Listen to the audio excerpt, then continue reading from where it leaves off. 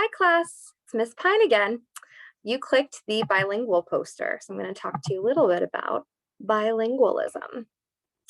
So in bilingualism, research has shown that young bilingual learners can separate syntax in both their L1 and their L2.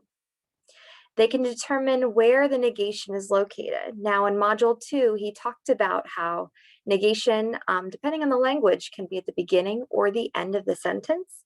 And even with young learners, they can locate where it is, not usually mixing up their languages. The grammar is learned separately. Knowledge of all sounds can occur by 1 year. Now, again, they talked about how in certain languages, there are vowel sounds that are similar.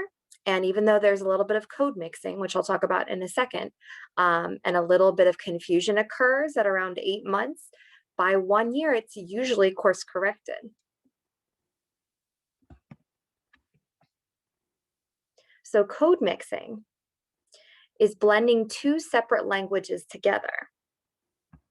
Code mixing is conditioned by social cues.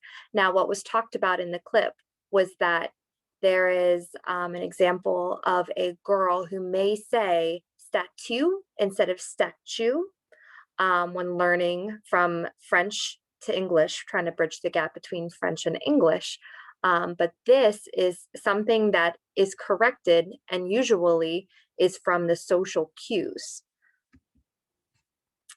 Learning multiple languages as a young child can help with abilities to learn languages in the future. This was my main takeaway from the bilingualism clip. And this is also very important to know in the classroom. Even though you may not be there for a child's first few years of life, it is important to connect to those abilities in the beginning.